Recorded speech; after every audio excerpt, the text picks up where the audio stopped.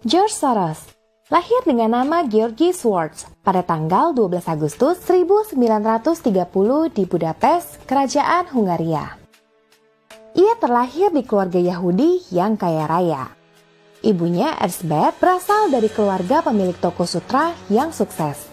Sedangkan ayahnya Tifadar adalah seorang pengacara juga seorang ahli bahasa Esperanto. Itu adalah bahasa buatan yang diciptakan oleh Ludwig Lazar Zamenhof dan merupakan bahasa buatan yang paling banyak diucapkan di seluruh dunia.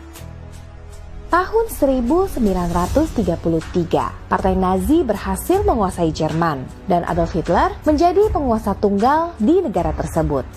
Seperti yang diketahui, salah satu agenda besar Hitler adalah membantai kaum Yahudi di seluruh Eropa termasuk Hungaria.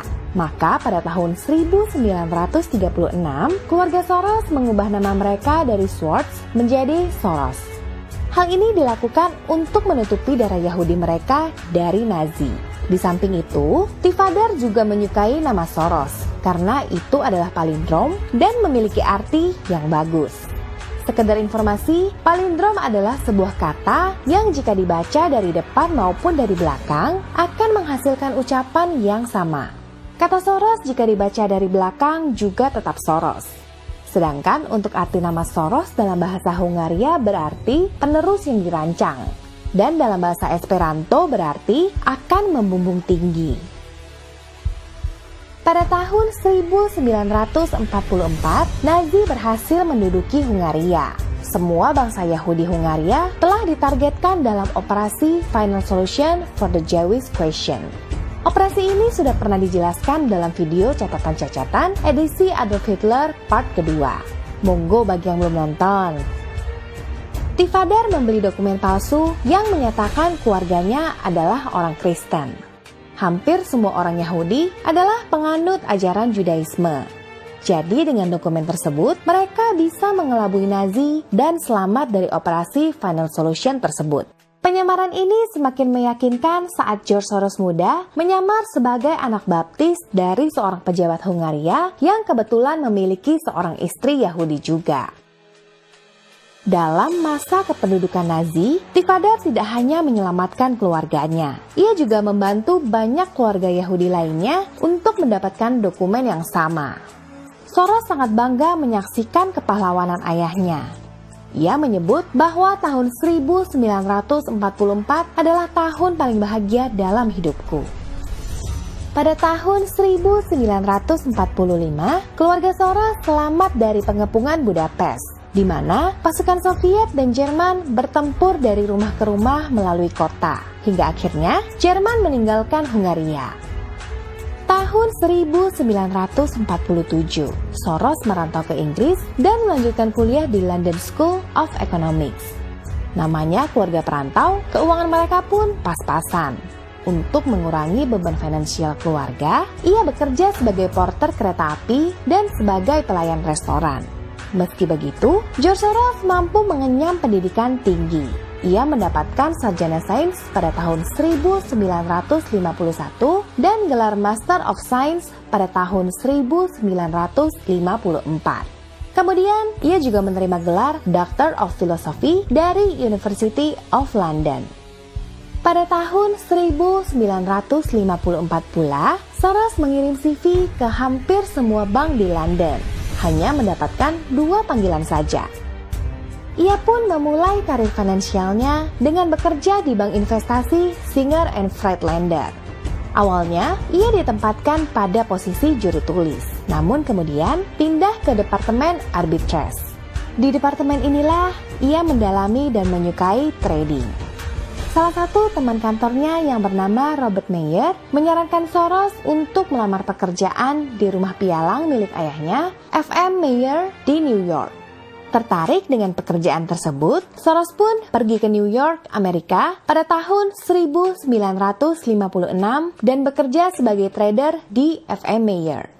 Lebih dari 3 tahun ia bekerja di rumah pialang ini sampai-sampai ia menjadi spesialis dalam saham Eropa. Pada tahun 1959, ia pindah kerja ke firma investasi Wertheim & Co. menjadi analis pasar Eropa. Soros berencana untuk menghabiskan 5 tahun bekerja di firma ini sambil mengumpulkan tabungan sebesar 500.000 US dollar. Setelah terkumpul, ia akan pulang ke Inggris dan melanjutkan studi filosofi. Selama bekerja di sini, Soros mengembangkan teori refleksivitas yang menyatakan bahwa nilai pasar tidak hanya dipengaruhi oleh fundamental dari sebuah peristiwa, namun juga seringkali didorong oleh ide-ide yang salah dari para partisipan. Sanggup membaca pasar lebih baik dari kompetitor lain, khususnya pasar Eropa, membuat karir Soros semakin menjulang. Peluang demi peluang terus mendatanginya. Meski begitu, ia tetap ingat pada tujuan utamanya. Dari tahun 1963 hingga 1966, Soros melanjutkan studi filsafatnya.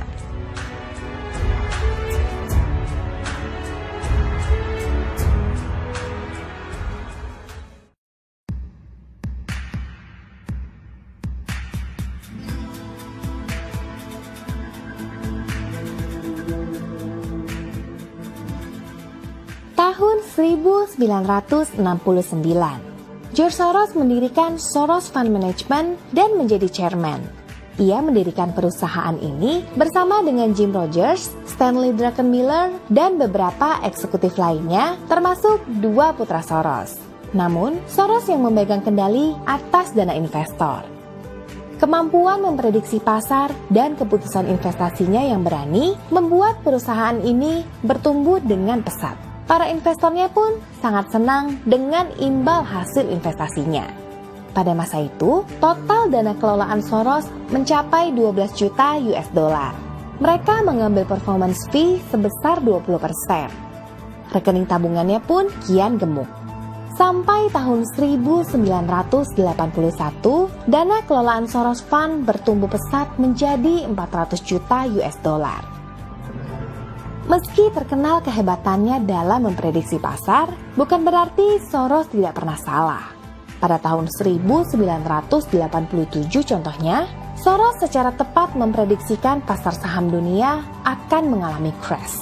Namun kesalahan dalam memprediksinya adalah bahwa saham Jepang merupakan yang terdalam. Kenyataannya, pasar saham Amerika lah yang menderita paling parah, dengan penurunan lebih dari 20% dalam satu hari.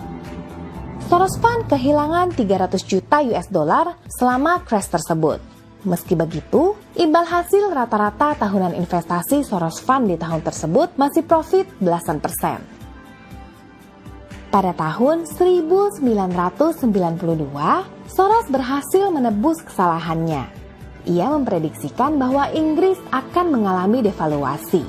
Soros melihat rate mata uang pound sterling yang dibeli Inggris dari IRM terlalu tinggi. Inflasi di Inggris pun sangat tinggi. Maka ia melakukan short selling sebesar 10 miliar pound sterling. Bagi yang belum tahu, short selling itu adalah salah satu cara dalam dunia trading di mana si trader bisa menjual saham atau mata uang yang belum dimilikinya di harga tinggi, lalu menjualnya di saat harga turun. Semakin terperosok saham atau mata uang yang di short sell, maka semakin besar profitnya. Prediksi Soros ini tepat. Pada September 1992, Inggris melakukan devaluasi pound sterling. Hal ini dikenal dengan nama Black Wednesday. Inggris mencatat kerugian mencapai 3,4 miliar pounds, sementara Soros memanen keuntungan lebih dari 1 miliar pounds. Ada beberapa pendapat yang menyatakan bahwa kontribusi Soros tersebut memperburuk penderitaan Inggris pada Black Wednesday. Karena inilah, George Soros disebut sebagai orang yang menjebol Bank Inggris. Kekayaan George Soros kian melambung tinggi. Layaknya orang super kaya pada umumnya, ia membangun yayasan amal Open Society Foundation pada tahun 1993. Yayasan ini memberikan bantuan finansial bagi kelompok masyarakat sipil di seluruh dunia untuk mendapatkan keadilan, pendidikan, dan kesehatan. Ada banyak sekali prediksi-prediksi Soros yang menjadi kenyataan, baik di pasar Eropa maupun di seluruh dunia. Kemampuan yang hampir setingkat dewa ini membuatnya dijuluki The Wizard dan Mythical Trader. Salah satu yang tak kalah menarik adalah krisis subprime mortgage pada tahun 1997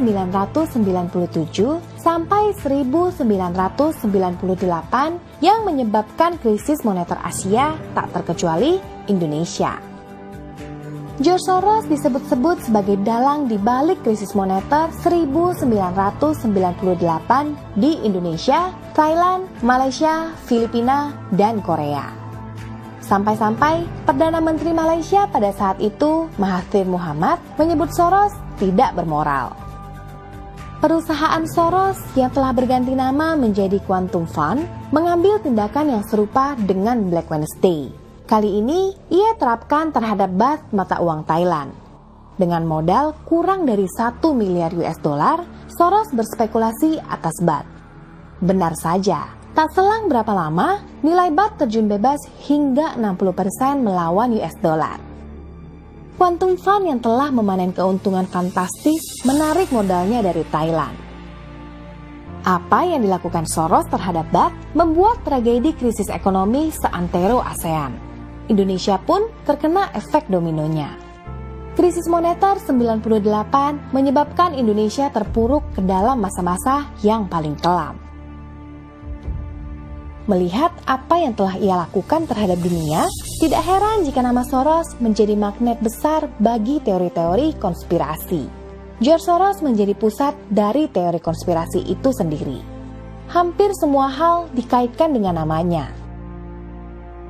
Nama George Soros kian terdengar seperti sosok mitos yang memiliki kekuatan superpower untuk membalikkan dunia dalam sekali jentikan tangan. Benarkah? Gimana menurut teman-teman?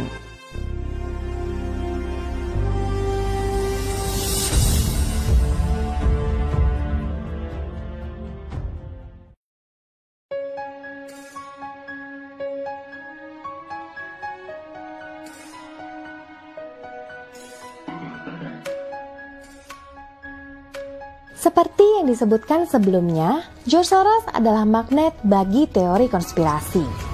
Ia super kaya, trader ulung, memiliki koneksi luas, powerful, dan terlebih lagi, ia seorang Yahudi. Ia memenuhi semua alasan dalam konspirasi. Jadi, wajar saja jika banyak sekali yang menyebut ini itu tentang Soros. Banyak media massa juga menyerangnya. Veronica Bondarenko, penulis Business Insider ini mengatakan, selama 2 dekade, beberapa orang melihat Soros sebagai dalang yang secara rahasia mengendalikan ekonomi dan politik global. Bill O'Reilly dalam Fox News bahkan memberikan monolog hampir 10 menit tentang Soros pada tahun 2007 silam.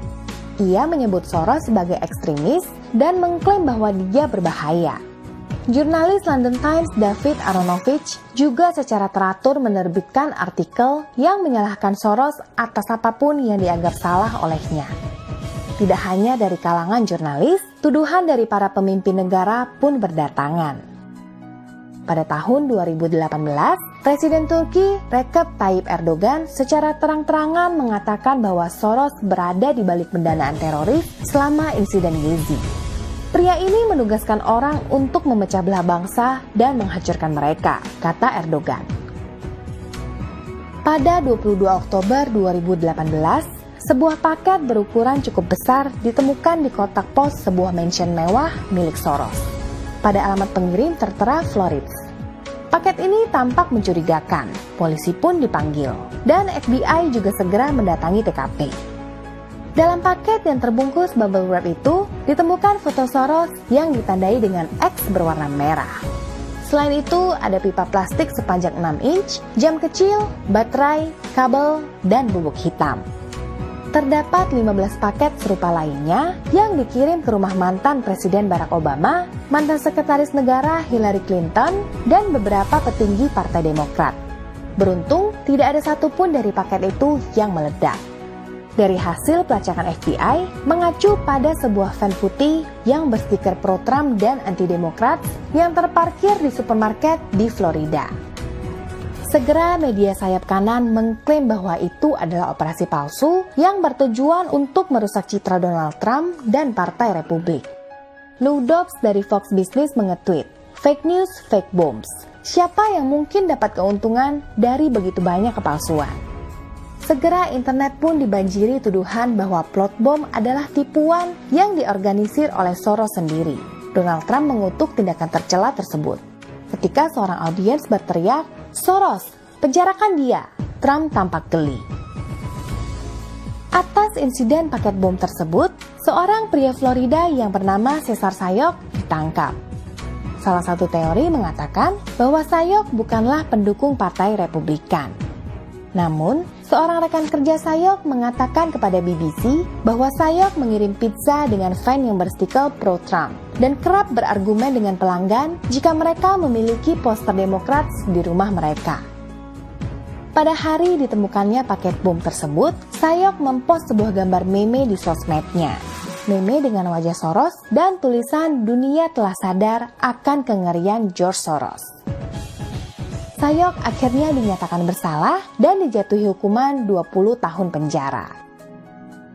Teori konspirasi pertama tentang George Soros muncul pada awal 1990-an. Tetapi baru mendapatkan daya tarik setelah Soros mengutuk Perang Irak 2003 dan mulai menyumbang puluhan juta dolar kepada Partai Demokrat. Sejak saat itu, para politisi sayap kanan Amerika mengejar Soros dengan menyebarkan isu-isu yang bersifat negatif tanpa memperhatikan fakta. Contohnya adalah beberapa figur sayap kanan termasuk Donald Trump Jr. menyebarkan teori bahwa Soros bekerja sama dengan Nazi untuk menyerahkan Yahudi lain dan mencuri aset-aset mereka. Faktanya, Soros masih seorang bocah pada masa Perang Dunia Kedua dan invasi Nazi ke Hungaria. Tapi sejak kepresidenan Trump, serangan terhadap Soros melonjak ke tingkat baru dan berbahaya. Mana yang benar, mana yang salah? Lebih baik kita menyingkir saja. Ini adalah konflik politik. Semuanya menjadi abu-abu. Kekayaan George Soros per tahun 2020 sebesar 8,6 miliar US dollar atau 126,7 triliun rupiah. Kekayaan tertingginya tercatat pada tahun 2017 mencapai 25,2 miliar US dollar. Sepanjang hidupnya, ia telah menghabiskan 32 miliar US dollar untuk kegiatan amal. Hingga video ini dibikin, George Soros masih hidup. Saat ini, ia berusia 90 tahun. Oke, terima kasih ya udah nonton video ini sampai habis. Kita jumpa lagi di video berikutnya. See ya!